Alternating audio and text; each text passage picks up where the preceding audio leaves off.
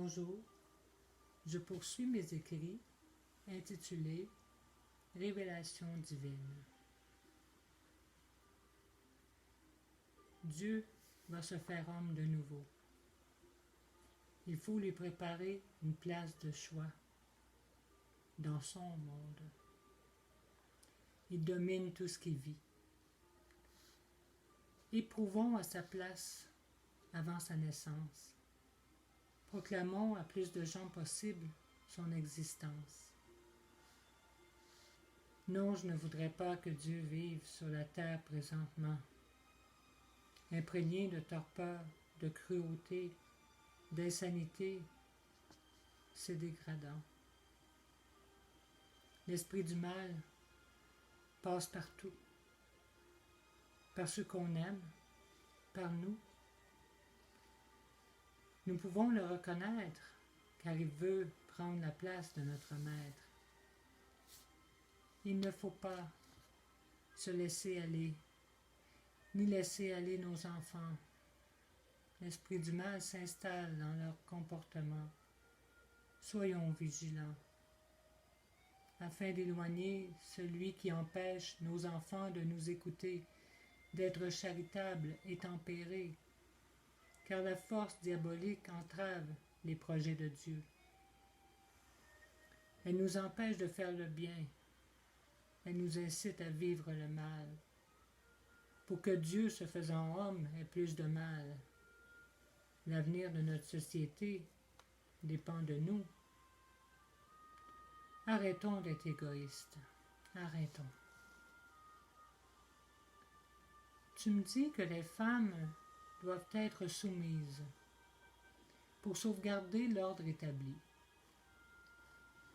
qu'elles doivent apprendre à s'aimer pour ne pas se laisser abuser, que l'homme possède une intelligence supérieure.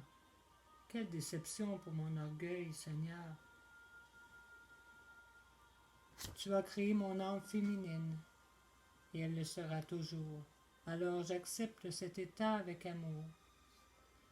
Tu me l'affirmes tendrement, je dois t'écouter attentivement. Comme un bon père, tu me tolères, avec mes défauts et mes qualités, et je dois exprimer mes idées, sans mépriser l'autorité, consentante à me respecter. Peut-on penser à la coopération et s'associer en complémentarité? L'homme peut se servir de sa sensibilité. Il doit s'y référer pour diriger,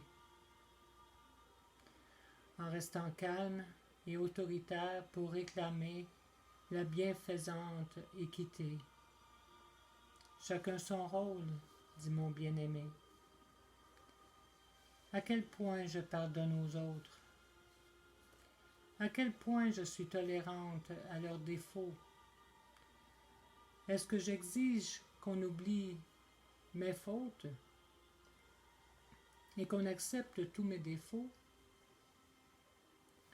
Mon Père me pardonne-t-il si moi je ne pardonne pas, si moi je ne donne pas tout ce que je donne à moi-même? Qu'arrivera-t-il? Qu'arrivera-t-il? En écoutant la petite voix intérieure, cette voix de ma bonne conscience m'inspirera ses connaissances, que je ne prendrai peut-être pas au sérieux, et qui fera que retarder mon projet de vie. Le Créateur touche tous les cœurs, et lorsque vous blessez un cœur, il le sait, et il essaie de vous dire sa parole. Aime ton prochain comme toi-même. Si tu veux que le bien-être règne, prêtons attention à ses enfants. Il les aime tant. Mon Créateur est partout, dans tout ce qui vit, dans tout ce que je fais, dans tout ce que je suis. Je sens sa présence à tout moment. Et c'est important. Il me dit d'entretenir mon corps, de ne pas m'habiller de façon à provoquer les hommes, de respecter ma dignité de femme. À bien y penser, je n'aime pas me faire juger comme un objet usagé.